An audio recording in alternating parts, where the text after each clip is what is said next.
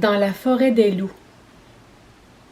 Une fois encore, le soir venu, Pavel s'est arrêté pour passer la nuit sous les branches d'un sapin en bordure d'une forêt. Ah, comme il était bon, le bol de soupe chaude qu'on m'a donné dans cette maison entourée d'arbres près d'un village. La dame était gentille. Si j'avais osé, je lui aurais raconté mon histoire, mais j'ai peut-être bien fait de garder mon secret. C'est plus prudent. Luttant de son mieux contre la fraîcheur de la nuit, Pavel s'est endormi. Au point du jour, il est tiré brusquement de son sommeil. « Alors, gamin, qu'est-ce que tu fais là? » lui demande un homme en le secouant. « Tu pourrais te faire manger par les loups ou même par l'ours brun. » L'enfant se frotte les yeux. Cette fois, il ne rêve pas. Il y a bien devant lui 2 et même 3 grands gaillards, le sabre à la ceinture et le fusil en bandoulière. Des chasseurs? Non. Ils auraient un sac pour leur gibier. Des soldats? Pas non plus. Ils porteraient un uniforme. Alors qui sont ces gens? N'aie pas peur, on ne te fera pas de mal, lui disent-ils rassurant. On veut seulement savoir comment tu es arrivé jusqu'ici. Malgré les armes et les regards perçants, Pavel prend confiance. Ces 3 hommes ne vont sûrement pas le ramener au triste baraquement de l'orphelinat. Il peut leur dire la vérité. Il se met donc à raconter son histoire, avec les détails depuis le départ de Sosnauka, sans rien cacher. « Eh bien, tu es courageux, gamin, » conclut l'un des 3, en prenant ses 2 camarades un peu à l'écart. « Pourquoi discute-t-il ainsi à voix basse ?» se demande l'enfant. « Ah, ils reviennent. Écoute, gamin. On te prend sous notre protection. Tu ne peux quand même pas errer ainsi sans savoir où tu vas. Viens avec nous jusqu'à la clairière là-bas. » Pavel les accompagne. Mais qu'aperçoit-il derrière les sapins? Un 4e homme et 4 chevaux sellés. Avant qu'il n'ait eu le temps de comprendre, l'enfant est soulevé par 2 solides bras, le voilà à califourchon sur une selle. « Allons-y, » dit un homme qui s'installe derrière lui et donne un coup d'éperon. Le cheval réagit aussitôt, et toute la troupe s'engage au trot sur le sentier sinueux qui s'enfonce dans l'épaisse forêt. Quelle aventure pour Pavel! Certes, il est entre les mains de ces 4 individus secoués sur cette selle. Certes, il part vers l'inconnu, mais il n'est plus tout seul. Pour lui éviter une chute, un bras le tient fermement appuyé contre son protecteur. Quel précieux sentiment de sécurité! La chevauchée prend fin quand la petite troupe arrive devant une sorte de tunnel de branches. Des sapins se sont couchés sous l'effet d'une tempête. On laisse là les chevaux. Puis on se baisse pour emprunter ce curieux couloir. Enfin voici une clairière. Elle est habitée. Une 20aine de personnes y sont réunies. Il y a quelques femmes. Tous les regards se fixent sur Pavel. Qui donc est cet enfant? Pourquoi ces haillons? D'où vient-il? Un homme, sûrement le chef de la bande, s'approche de l'enfant. Comment t'appelles-tu? Pavel Tikhomirov. Trop bien pour toi ce nom-là, dit le chef en éclatant de rire. Tu es si sale qu'on devrait plutôt t'appeler Smoljanyi. Bientôt Pavel comprend où il se trouve, dans un repère de brigands. Ce sont ces gens qui hantent les chemins ou les maisons isolées. Dépouiller, voler, tuer même, ne leur fait pas peur. C'est pour cela qu'ils sont si bien armés. Pavel n'a pas le choix. Il doit se faire à cette nouvelle vie. Il peut manger à sa faim, il est libre, bien traité.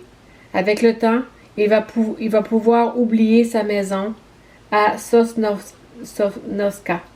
Mais sa grande sœur Shura, où est-elle à présent? Se demande l'enfant.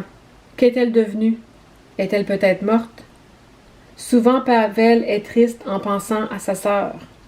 Mais quand les hommes rentrent de leur travail, racontent leur aventure, étalent leur butin devant tous, alors il oublie tout, même ce que ses parents lui ont appris au sujet du vol, du mal sous toutes ses formes.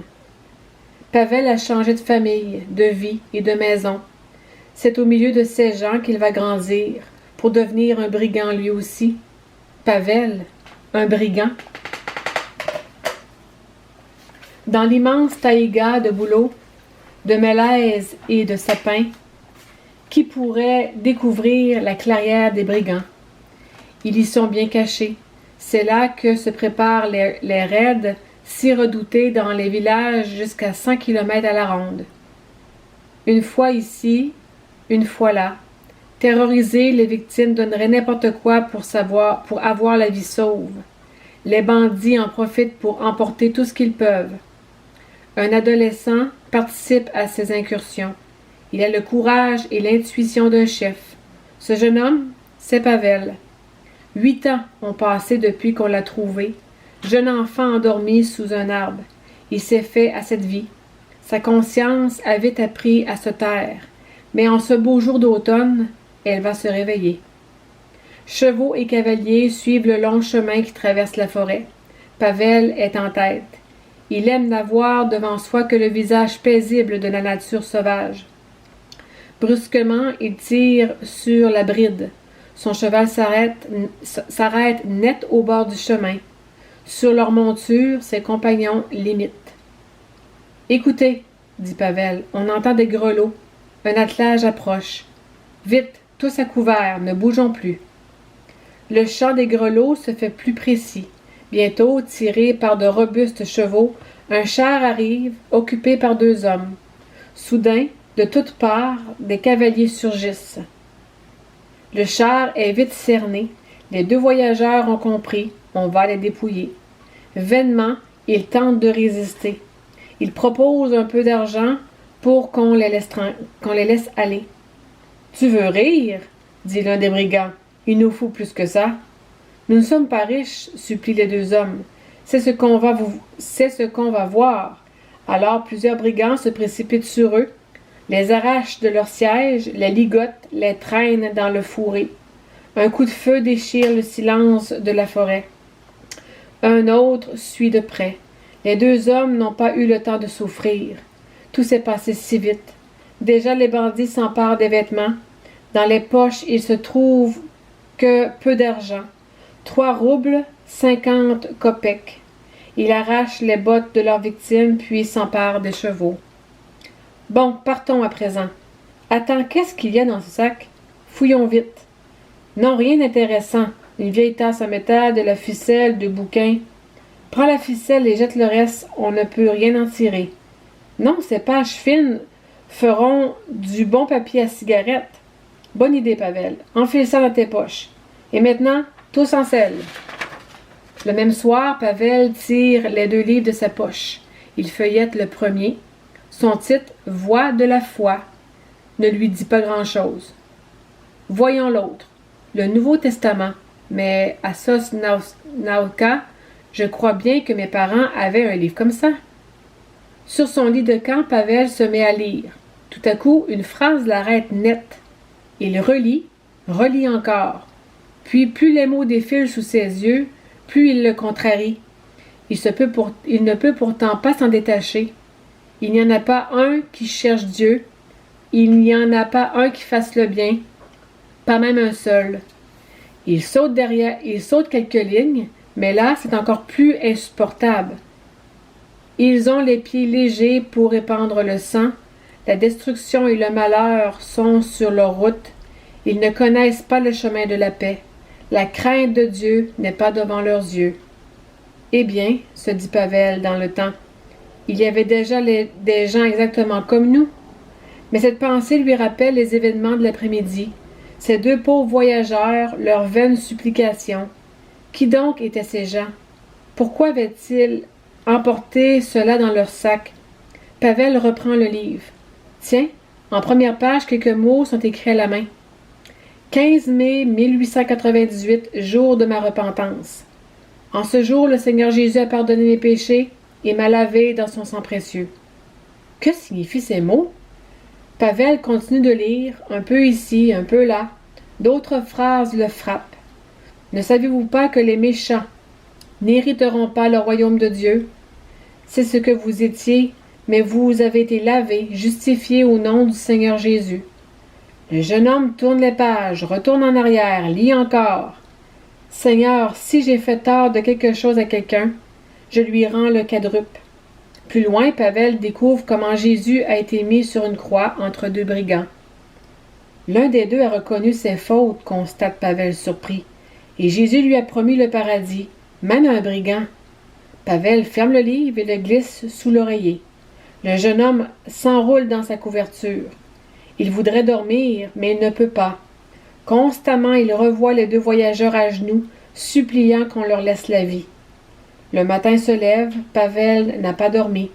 Ses compagnons remarquent vite qu'il a perdu son entrain.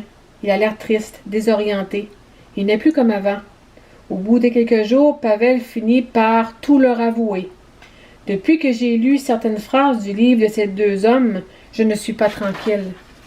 Alors brûle ce bouquin, dit le chef de la bande. Non, on aimerait savoir ce qu'il y a dedans. Lis-le-nous, Pavel, suggèrent plusieurs autres. Ils se réunissent. Pavel se met à lire les textes qui l'ont bouleversé. C'est un Nouveau Testament, dit bientôt l'un des brigands. Quand j'étais petit, j'allais à des réunions d'enfants. On nous racontait ces histoires. En silence, les hommes se séparent. Eux aussi sentent un poids très lourd sur leur conscience. Un mois passe. Parfois, tous se rassemblent pour la suite du livre. En cachette, Pavel et son ami se retrouvent souvent.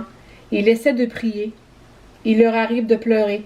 « Écoutez, disent-ils un jour, nous deux, on ne veut plus participer à tous les brigandages. Alors qu'allez-vous faire?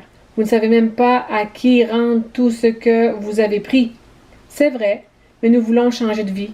Nous voulons nous livrer aux autorités, tout leur avouer, être jugés pour nos fautes. Vous êtes fous? Disent certains. Non, reprennent 5 autres. Si vous faites cela, nous, on part avec vous. C'est ce qui est décidé. Le jour des adieux arrive. Lis-nous une dernière fois quelques pages du livre, demandent tous les brigands réunis. Alors dans Matthieu chapitre 8, Pavel lit le récit des deux hommes qui ont été délivrés par Jésus et qui l'ont suivi. C'est notre histoire, dit-il. Mes amis, cessons de faire le mal et suivons ce nouveau maître. Puis, à genoux, il reconnaît ses fautes devant Dieu.